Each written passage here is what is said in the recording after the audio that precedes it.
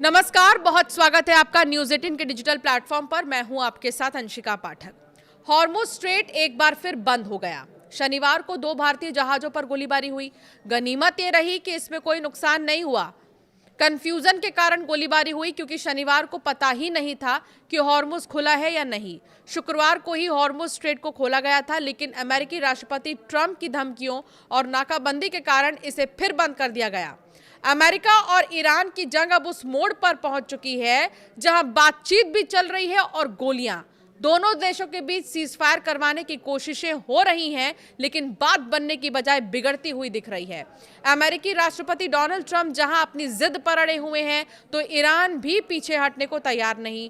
Trump की धमकियों के कारण ईरान ने हॉर्मुज स्ट्रेट को फिर से बंद कर दिया है। ट्रंप का कहना है कि किसी को ब्लैकमेल नहीं करने देंगे। इस बीच ईरान का कहना है कि अमेरिका के साथ किसी फाइनल डील पर पहुंचने में अभी बहुत लंबा सफर बाकी है। अब अमेरिका और ईरान जंग की बड़ी बातें क्या है, ये जल्दी से समझिए। हॉर्मुज फिर बंद हो चुका है। इजराइल लेबनान में सीजफायर के बाद ईरान ने हॉर्मुज स्ट्रेट को खोल दिया था। कई जहाज गुजरे भी, लेकिन शनिवार को इसे फिर से बंद कर दिया गया। IRGC ने 2 भारतीय जहाजों पर गोलीबारी की है। अमेरिका की नाकाबंदी जारी है। हॉर्मुज स्ट्रेट के आसपास अमेरिकी नौसेना की नाकाबंदी अभी जारी है। ईरान का कहना है कि जब तक नाकाबंदी नहीं हटती है तब तक हॉर्मुज बंद रहेगा। ईरान ने अमेरिका पर दगाबाजी करने का आरोप लगाया है। ट्रंप की धमकी। अमेरिकी राष्ट्रपति ट्रंप ने धमकाते हुए कहा कि हॉर्मुज बंद करके ईरान अमेरिका को ब्लैकमेल नहीं कर सकता। उन्होंने धमकी दी कि अगर सीजफायर खत्म होने से पहले कोई समझौता नहीं हो पाता है तो वो सीजफायर को खत्म कर देंगे। उन्होंने कहा कि अमेरिकी नाकाबंदी जारी रहेगी।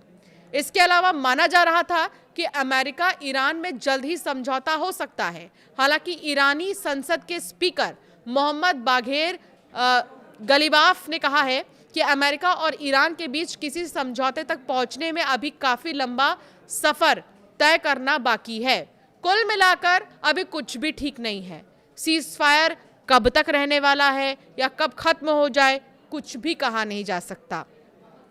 भारतीय जहाजों पर हुई गोलीबारी के बाद भारत ने ईरानी राजदूत मोहम्मद को तलब किया है और अपनी चिंता जताई है। हालांकि इस घटना से अब सवाल उठने लगे हैं कि हॉर्मुज स्ट्रेट को आखिर कौन कंट्रोल कर रहा है। एक तरफ ईरानी विदेश मंत्री अब्बास अराक्ची ने कहा कि हॉर्मुज को खोल दिया है, सभी जहाज गुजर सकते हैं, लेकिन जिस तरह से गोलीबारी हुई उससे तो लग रहा है कि ग्राउंड पर अभी भी फैसले ईरान की इस्लामिक रेवोल्यूशनरी गार्ड्स कॉर्प्स यानी IRGC कर रही है। 28 फरवरी को जब अमेरिका और इजराइल ने मिलकर हमला किया था तो ईरान ने हॉर्मुज स्ट्रेट को बंद कर दिया था। यहां से गुजरने वाले जहाजों पर हमला हुआ। 8 अप्रैल को 2 हफ्ते के सीजफायर के बाद हॉर्मुज को खोला गया, लेकिन 10 मिनट में ही बंद कर दिया गया। इसके बाद गुरुवार रात को इजराइल लेबनान में सीजफायर होने के बाद ईरान ने हॉर्मुज स्ट्रेट को फिर से खोल दिया। ईरान के विदेश मंत्री अब्बास अराक्ची ने एक्स पर एक पोस्ट भी किया कि लेबनान में सीजफायर लागू होने के बाद हॉर्मुज स्ट्रेट को खोला जा रहा है, लेकिन कंफ्यूजन यहीं से पैदा हुआ। ईरान की न्यूज एजेंसी तस्नीम ने कहा है कि अराक्ची के एक गलत और अधूरी पोस्ट ने हॉर्मुज स्ट्रेट को फिर से खोलने के बारे में कंफ्यूजन क्रिएट कर दिया है। इस कंफ्यूजन का खामियाजा वहां से गुजरने वाले जहाजों को भुगतना पड़ रहा है। विदेश मंत्री कह रहे हैं कि हॉर्मुज खुल गया है, लेकिन ऐसा लगता है कि IRGC ने अभी भी अपनी नाकेबंदी जारी रखी है। अमेरिका इजराइल से जंग शुरू होने के बाद से ही कई बार ईरानी सरकार और IRGC के बीच मतभेद की खबर सामने आई। ऐसी भी खबरें थी कि सरकार सीजफायर करना चाहती है, लेकिन IRGC जो है अपनी जिद पर अड़ी है। लंदन के किंग्स कॉलेज में एसोसिएट प्रोफेसर की तरफ से कहा गया है कि ईरान युद्ध के बाद सरकार और IRGC के बीच कई बातों को लेकर टकराव सामने आए हैं। उन्होंने कहा कि यहाँ कोई भी पूरी तरह से इंचार्ज नहीं है। हॉर्मुज की कमान IRGC के हाथों में है और वो अराक्ची के इस बयान से सहमत नहीं है कि वो खुला है। शनिवार को जिन 2 भारतीय टैंकरों पर गोलीबारी हुई उसमें एक सुपर टैंकर भी शामिल था, जिसमें लगभग 20 लाख बैरल इराकी तेल ले जा रहा था। इन जहाजों पर जिस तरह से गोलीबारी हुई वो दिखाता है कि हॉर्मुज पर अभी भी IRGC ही कंट्रोल कर रहा है। इसके बाद ट्रंप ने भी कहा कि उन्हें भरोसा है कि ईरान युद्ध को खत्म करने के लिए एक समझौता जल्द ही तैयार करने वाला है और इससे हो भी जाएगा।